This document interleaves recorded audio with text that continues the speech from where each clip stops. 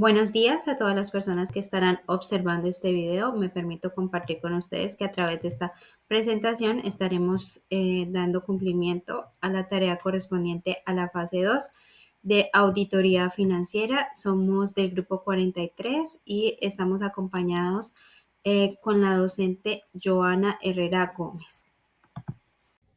El grupo 43 de auditoría financiera está compuesto por 5 compañeras que son las personas que estaremos hablando a través de este video. En primer lugar, está nuestra compañera Luz Dari Cuerpo Rivera, quien nos estará compartiendo los procedimientos de auditoría para obtener evidencia y las NIAS 500, esto así cumpliendo con el rol de líder. En segunda instancia, mi persona, Ana Isabel Sánchez Ariza, que he elegido el rol de entregas y estaré compartiendo con ustedes los tipos de evidencia y todo lo referido hacia las NIAS 501. En tercer lugar, está nuestra compañera Karen Daniela Fandino, quien estará asumiendo el rol. Ella ha elegido el rol de compilador y quien estará hablando sobre las características de evidencia de auditoría y las NIAS 505. A continuación está nuestra compañera Paula Andrea Betancourt Sierra, quien ha elegido el rol de alertas y ella nos estará explicando todo acerca de las NIA 510, los saldos de apertura y NIA 520. Y ya por último, nuestra compañera Daisy Joana Gualtero Suárez, quien ha elegido el rol de, ella eligió el rol de revisor y nos estará compartiendo con nosotros todo lo referente a las NIAS 530 y a la NIA 540. El orden compartido es el orden en que se encuentran las exposiciones. La auditoría es un proceso lógico basado en la evidencia dirigido a que una persona experta, ajena a la empresa y titulada emita una opinión sobre la razonabilidad en las cuentas anuales, de acuerdo con los principios y normas de contabilidad generalmente aceptados. Además, facilita el cumplimiento de objetivos y mejoramiento continuo de los procesos contables y económicas que al ser controlados generan una mayor rentabilidad.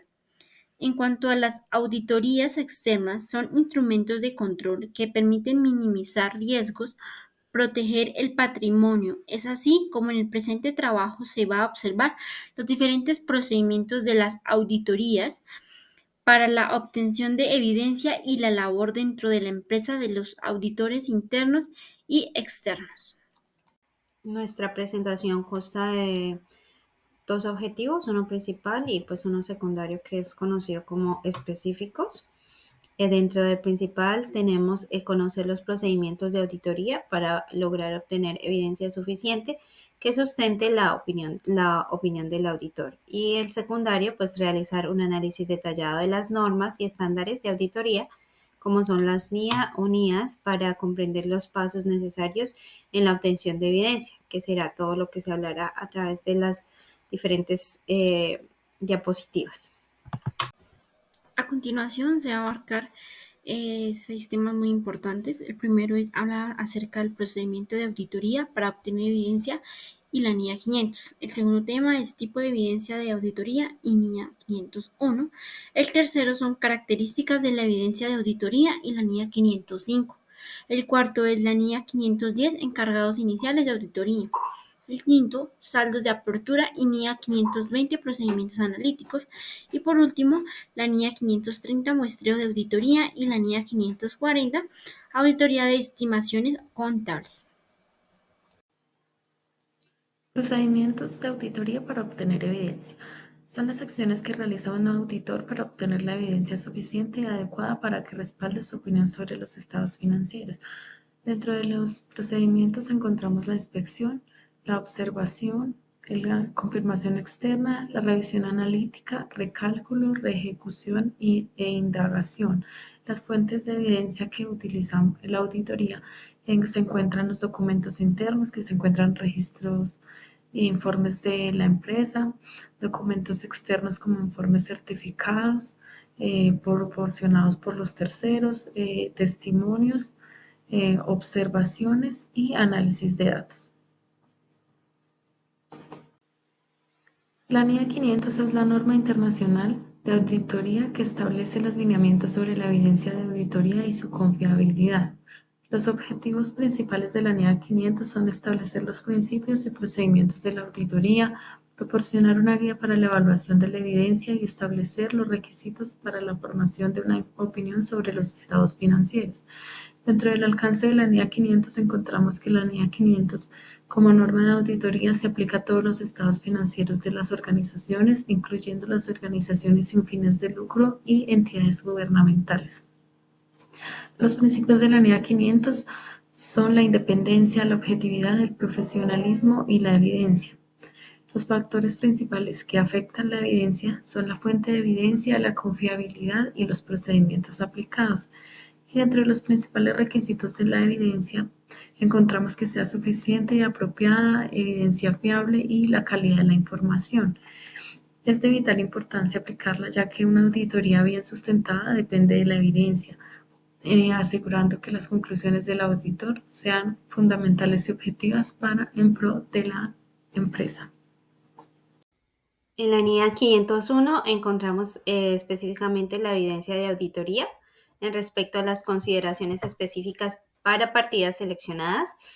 Aquí hablaremos sobre el objetivo y ciertas partidas específicas de los estados financieros, como lo son particularmente los inventarios, los litigios y reclamaciones y la información por segmentos. Entonces, primero que todo, pues el objetivo es que el auditor debe obtener evidencia de auditoría, obviamente suficiente y adecuada con respecto a ciertas partidas específicamente de los estados financieros, como lo decía al principio, de manera particular de los inventarios, los litigios y reclamaciones y la información por segmentos. Primero que todo, pues en cuanto a los inventarios, el auditor debe verificar la existencia y condición de los inventarios mediante pues, la asistencia al recuento físico. En caso tal de que el auditor no pueda, digamos, estar presente en esos conteos físicos, pues debe aplicar procedimientos adicionales como son la inspección de documentación de ventas posteriores o compras previas al recuento. Cuando el inventario está bajo custodia de un tercero, el auditor obviamente debe hacer dos cosas: solicitar confirmaciones sobre su existencia y condición, y la otra es realizar inspecciones y procedimientos adicionales para validar pues, la información, que ésta sea verdadera. Por otro lado, los litigios y reclamaciones, pues el auditor debe diseñar e implementar procedimientos para identificar litigios y reclamaciones que puedan presentar un riesgo de representación errónea que sea importante, que sea relativa. Y por último, la información por segmentos. El auditor debe obtener evidencias suficientes y apropiadas sobre la presentación y relevación de la información por segmentos. Para ello, ¿qué debe hacer? Debe comprender los métodos utilizados por la administración para determinar la información por segmentos y aplicar procedimientos analíticos y auditoría adecuados pues, a las circunstancias que se estén presentando en dicha empresa. Dentro de los tipos de evidencia de auditoría contamos con 7. Por la primera parte está la evidencia física, que es la que se obtiene mediante el examen directo de bienes, como son los materiales inmovilizados o inventarios, que permite que el auditor pueda confirmar la existencia, pero no realmente su propiedad o valoración, y en casos especializados puede requerir de la ayuda de expertos. Por otro lado está la evidencia documental, que hace referencia y consiste en la revisión de documentos como lo son cheques o facturas disponibles en los archivos de cliente. Es de bajo costo y útil para verificar transacciones mediante registros relacionados. Y su confiabilidad depende de su origen. Aquí es necesario que el auditor realmente vaya e indague que sí son correspondientes a la empresa donde se compró o donde se vendió.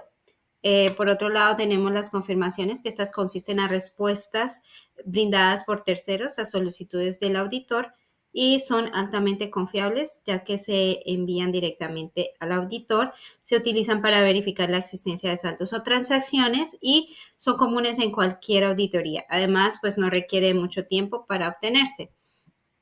Por otro lado, tenemos las declaraciones escritas que como lo dice, son afirmaciones firmadas por un responsable sobre una cuenta, un hecho o una circunstancia. Pueden provenir de la organización auditorada o de fuentes externas. Pues en auditoría a veces se requiere el trabajo de expertos para que puedan evaluar estos aspectos específicos, como lo son los temas legales, geológicos o artísticos, y pues como ya sabemos, la norma técnica de auditoría establece que el auditor es el responsable de aplicar dichos procedimientos, pero no del resultado del informe del experto. Tenemos la evidencia matemática que, como pues su nombre lo dice, es una evidencia que proviene de cálculos realizados por el auditor ofreciendo información confiable para la valoración de la auditoría. Por otro lado está la evidencia oral que pues hace referencia y se obtiene mediante las entrevistas realizadas al personal de la empresa y se usa pues como complemento de otras pruebas. Un ejemplo es si tenemos un restaurante, entonces el auditor puede ir a ese restaurante de manera espontánea y como un cliente normal va a poder obtener información sobre cómo es, por ejemplo, el trato de los trabajadores hacia sus clientes o el estado del restaurante. Esta no, digamos, esta tiene menor fiabilidad, pues porque las declaraciones son orales, ¿no? No son escritas. Y por último tenemos las evidencias analíticas, que estas son más confiables y estas se obtienen pues mediante los ratios y con las comparaciones de datos contables con tendencia de la industria, las condiciones económicas y los resultados históricos o proyectos. Ayuda a evaluar la razonabilidad de las partidas financieras, siendo pues más confiable cuando la información es comparable, es relevante. También se relaciona principalmente pues con los objetivos de existencia, integridad y valoración. Características de la evidencia de auditoría y la NIA 505. La NIA 505 consiste en una norma internacional de auditoría que trata de los procedimientos que se deben seguir para obtener evidencia de auditoría mediante confirmaciones externas. Tiene una resolución vigente a partir del 15 de diciembre del 2009. Como objetivo principal tiene obtener información sobre las aseveraciones de los estados financieros que se deben presentar ante terceros y ante las entidades empresariales. Responder a riesgos de fraude o error. Es importante tener claro en este aspecto la evidencia y el papel fundamental que tiene el auditor como agente principal en el ámbito profesional. Procedimientos. Primero, determinar qué información se va a confirmar. Segundo, seleccionar la parte confirmante. Tercero, diseñar las solicitudes ante la confirmación. Cuarto, evitar las solicitudes. Y quinto, generar seguimientos de las confirmaciones. Características de la evidencia de la auditoría y la NIA 505. Tenemos como características fundamentales la primera que dice, el auditor debe mantener el control sobre las solicitudes de confirmación externas. Segunda, el auditor debe considerar las limitaciones y restricciones. Tercera, el auditor debe mantener experticismo profesional. Y cuarta, el auditor debe estar atento para posibilidad de fraude. Otra de las características importantes que tiene la evidencia de la NIA 505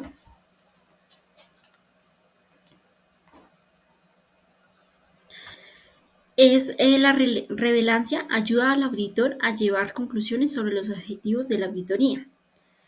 Confiabilidad, es confiable y pertinente en el momento de realizar cualquier estado de situación financiera.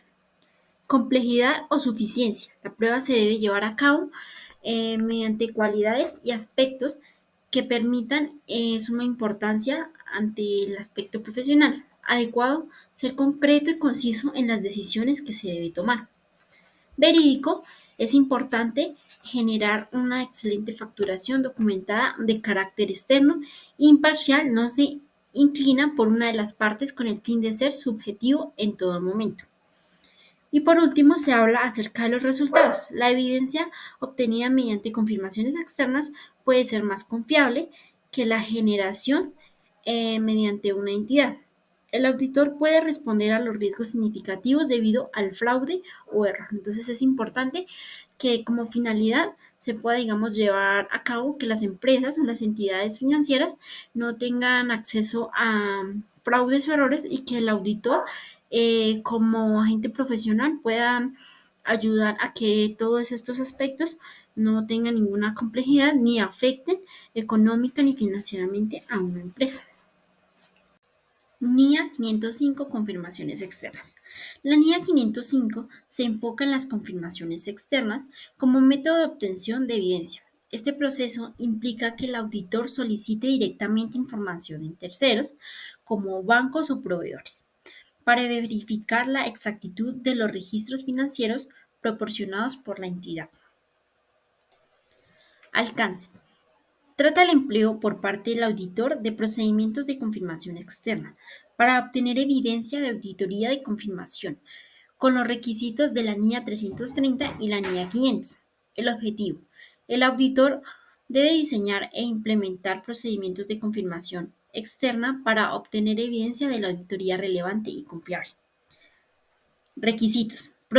Primero, procedimientos de confirmación externa. Los procedimientos de confirmación externa usualmente se utilizan para confirmar o solicitar información referente a saldo de cuentas, términos de acuerdos, contratos o transacciones.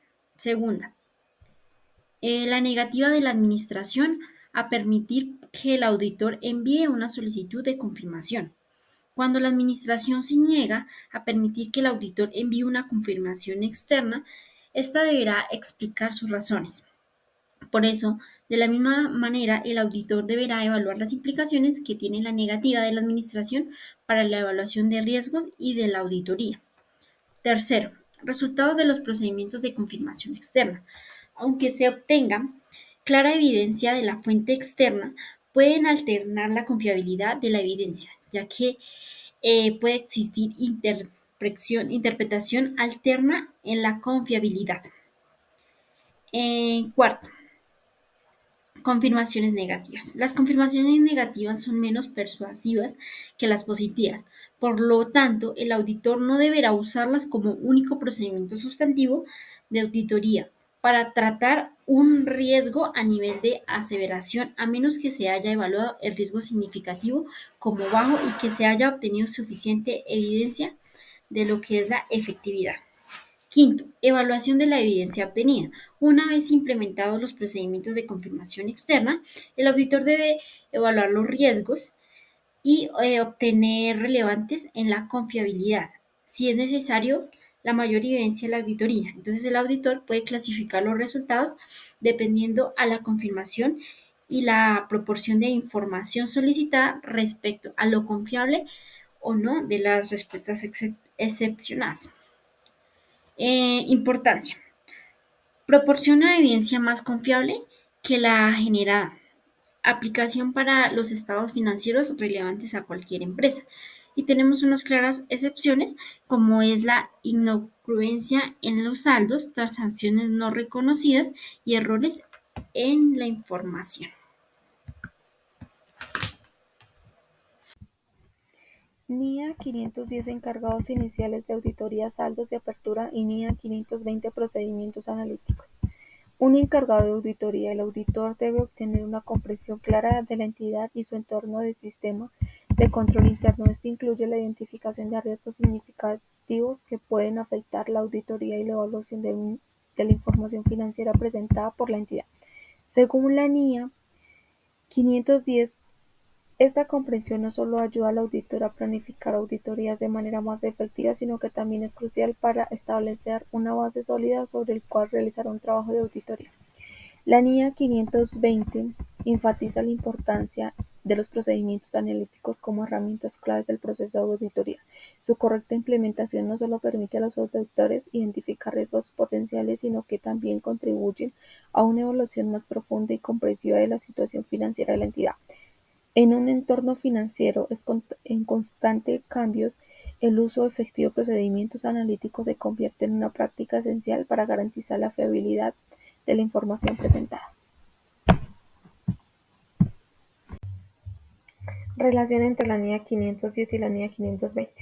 Aunque ambas normas se refieren a diferentes aspectos de auditoría, hay formas en que se complementan específicamente cuando se trata de realizar un encargo inicial y obtener evidencias sobre los saldos de apertura. Primero, aplicación de procedimientos analíticos en el contexto de los saldos de apertura NIA 510. Los procedimientos analíticos de la NIA 520 pueden ser útiles para evaluar la razonabilidad de los saldos de apertura establecidos en la entidad de encargo inicial. Por ejemplo, el auditor puede comparar las cifras de apertura con las expectativas razonables basándose en la información histórica de la entidad o en la comparación de las entidades similares en la industria si se encuentran discrepancia significativa. Esto podría señalar las necesidades de investigar más a fondo los saldos de apertura. Segundo, el uso de procedimientos analíticos en la planificación del cargo inicial. Durante la planificación del encargo inicial, el auditor puede utilizar los procedimientos analíticos de la NIA 520 para obtener la comprensión general de la situación financiera de la entidad. Este análisis preliminar puede ayudar a identificar áreas de riesgo y enfocar los esfuerzos de auditoría en los saldos de apertura que podría tener un mayor riesgo de incorrección. Tercero, detección de riesgos en los saldos iniciales. Al realizar procedimientos analíticos sobre los estados financieros de apertura, el auditor puede identificar posibles áreas de riesgo que puede requerir más procedimientos de auditor, lo que refuerza las necesidades de obtener evidencias suficientes sobre los saldos iniciales. Norma Internacional de Auditoría 530 trata del uso de muestreos de auditoría estadístico y no estadístico cuando el auditor decide usar muestreos de auditoría. Esto implica el diseño y selección de muestras de auditoría, desarrollando pruebas de control y pruebas de detalle, evaluando los resultados de la muestra. Objetivo. Cuando el auditor decide usar muestreos de auditoría, su objetivo es proporcionar una base razonable para extraer conclusiones sobre la población de la que selecciona la muestra. Requisitos. Diseña la muestra, tamaño de selección de partidas para prueba. El auditor debe establecer el propósito del procedimiento de auditoría cuando diseña una muestra de auditoría, teniendo en cuenta las características de la población y el uso de enfoques estadísticos y no estadísticos. Igualmente, el auditor debe determinar el tamaño de la muestra, reduciendo el riesgo del muestreo a nivel aceptable y bajo. Seleccionar las partidas que le permitan representar a la población entera. Entre menor sea el riesgo que el auditor determine aceptar, mayor debe ser el tamaño de la muestra. El auditor puede determinar apropiado la estratificación de la población de acuerdo a las características de la misma. Existen varios métodos que el auditor puede utilizar para selección de la muestra como son: primero, selección aleatoria. Selección mediante los generadores de números aleatorios. Segundo, selección sistemática. El número de unidades de muestreo en la población se divide entre el tamaño de la muestra para darle intervalo al muestreo. Tercero, muestreo por unidad monetaria. Selección por valor ponderado, en el cual el tamaño de la muestra, selección y evaluación den como resultado una conclusión en montos monetarios. Cuarto, selección fortuita o casual. El auditor selecciona una muestra sin seguir una técnica estructurada. Quinto, selección en bloques. Selección de uno o más bloques de partida continua de la población. La Norma Internacional de Auditoría 540, Auditoría de Estimaciones Contables. La Norma Internacional de Auditoría 540 presenta la responsabilidad del auditor como relación en las estimaciones contables a aquellas partidas de los estados financieros que no pueden medirse en forma precisa. sino solo estimarse, incluidas en las estimaciones contables del valor razonable y las revelaciones relacionadas a la auditoría de estados financieros. De la misma manera, la norma 540 presenta los requisitos y lineamientos sobre las representaciones erróneas de estimaciones contables individuales e indicadores de posibles sesgos de administración. El grado de falta de certeza de las estimaciones es afectada por la naturaleza y la confiabilidad de la información disponible a la administración para soportar una estimación contable, lo que puede implicar riesgos de representación errónea y la susceptibilidad de sesgo de la administración, sea intencional o no. La mediación de las estimaciones contables varían de acuerdo al marco de referencia de información financiera aplicable y de la partida. Estas estimaciones contables que implican una falta de certeza pueden ser las estimaciones contables que, primero, surgen en entidades que participan en actividades de negocio que son complejas. Segundo, actualizan constantemente porque relacionan las transacciones de rutina derivadas en datos fácilmente disponibles.